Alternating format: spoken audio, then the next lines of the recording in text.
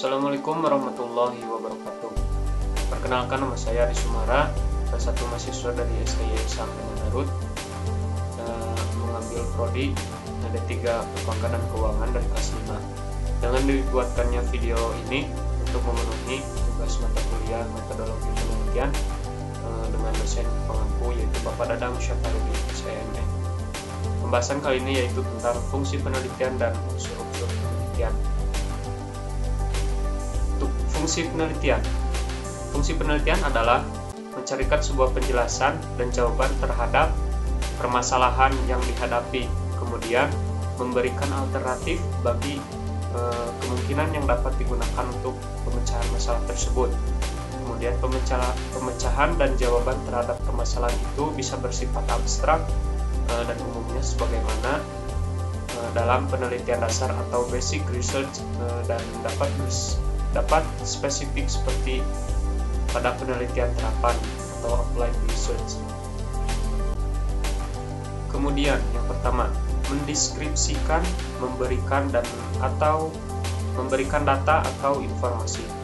Penelitian dengan tugas mendeskripsi gejala dan peristiwa yang terjadi maupun gejala yang ada di sekitar kita, baik itu yang kecil ataupun yang besar, mendapat perhatian dan penanggulangan. Kemudian kalau dilihat dari segi perkembangan untuk masa yang akan datang juga perlu mendapat perhatian segera. Kemudian yang kedua, menerangkan data atau atau kondisi atau latar belakang terjadinya suatu peristiwa atau fenomena. Penelitian dengan tugas menerangkan berbeda dengan penelitian yang menekankan pengungkapan peristiwa apa adanya. Maka penelitian dengan tugas menerangkan peristiwa ini jauh lebih kompleks dan luas.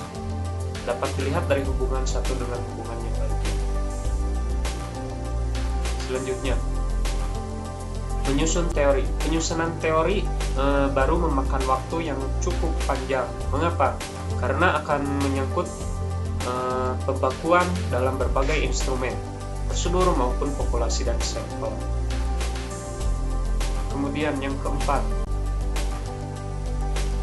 meramalkan, mengestimasi, dan memproyeksi suatu peristiwa yang mungkin terjadi berdasarkan data yang kita ketahui, kemudian dikumpulkan, dan informasi tersebut akan sangat berarti dalam memperkirakan kemungkinan yang akan terjadi untuk masa yang akan datang. Melalui penelitian dikumpulkan data untuk meramalkan beberapa kejadian atau situasi pada masa yang akan datang. Kemudian yang kelima, mengendalikan peristiwa maupun gejala-gejala yang terjadi. Melalui penelitian ini juga dapat dikendalikan peristiwa maupun gejala-gejala yang terjadi. Kemudian merancang sedemikian rupa suatu bentuk penelitian untuk mengendalikan peristiwa tersebut. Perlakuannya disusun dalam rancangan.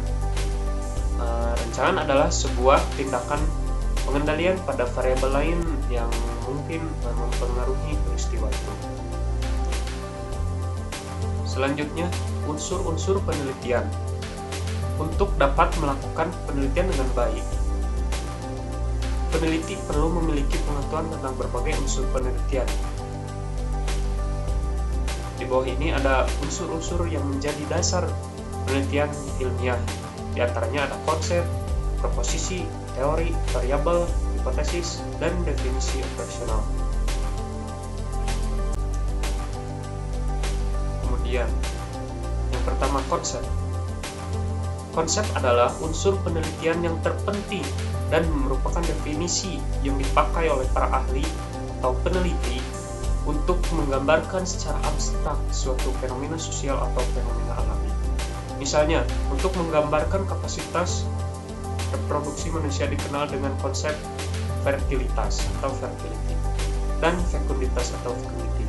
Untuk menggambarkan pergerakan penduduk dikenal dengan konsep migrasi dan mobilitas, dan sebagainya. Kemudian, dalam kenyataannya, konsep tersebut dapat mempunyai tingkat generalisasi yang berbeda. Semakin dekat suatu konsep kepada realitas, semakin mudah konsep tersebut untuk diukurkan. Kemudian dari proposisi. Proposisi adalah pernyataan tentang sifat dari realita yang dapat diuji kebenarannya. Hipotesa adalah proposisi yang dirumuskan untuk pengujian empiris. Dalil atau hukum adalah jenis proposisi yang mempunyai jangkauan atau skop yang lebih luas dan telah mendapatkan banyak dukungan empiris.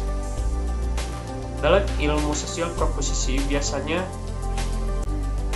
pertanyaan tentang hubungan antara dua konsep atau lebih. Selanjutnya ada teori.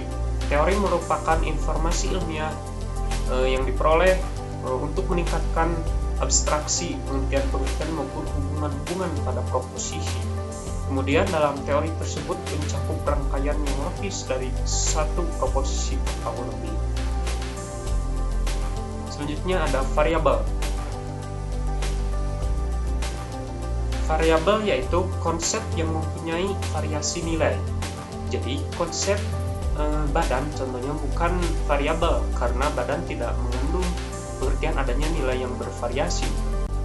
Beda lagi dengan berat badan adalah variabel karena memiliki nilai yang berbeda. Konsep yang tidak mengandung pengertian nilai ini yang beragam biasanya dapat diubah menjadi variabel dengan memusatkan pada aspek tertentu dari konsep tersebut. Kemudian ada hipotesa. Tujuan penelitian adalah menelaah hubungan sistematis terhadap variabel-variabel. Hubungan ini biasanya disajikan dalam bentuk hipotesis yang merupakan suatu unsur penelitian yang sangat amat penting. Hipotesa adalah kesimpulan sementara atau proposisi tentatif. Kemudian tentang hubungan antara dua variabel atau lebih. Hipotesis yang baik harus memenuhi dua kriteria. Yang pertama itu hipotesa harus menggambarkan hubungan antara variabel-variabel, dan yang kedua yaitu hipotesa harus memberikan petunjuk bagaimana pengujian hubungan tersebut. Ini berarti variabel-variabel yang dicantumkan dalam hipotesa harus dapat diukur dan arah hubungan antara variabel-variabel tersebut harus jelas. Seringkali rumusan hipotesa dimulai dengan suatu proposisi yang menunjukkan hubungan antara variabel dan diikuti oleh pernyataan yang lebih spesifik tentang arah serta kuatnya hubungan tersebut. Kemudian yang selanjutnya ada definisi operasional. Definisi operasional merupakan petunjuk tentang bagaimana suatu variabel dapat diukur.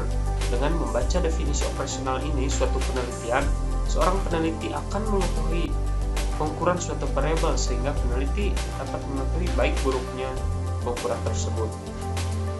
Contoh dari definisi operasional, definisi garis kemiskinan atau poverty line. Dalam penelitian ini dipakai ukuran garis kemiskinan yang dikembangkan oleh Sajogyo di IPB. Yang tergolong miskin adalah mereka yang mempunyai tingkat pengeluaran senilai kurang dari 320 kg beras per kapita per tahun di pedesaan. Kemudian kurang dari 480 kg per kapita per tahun di perkotaan.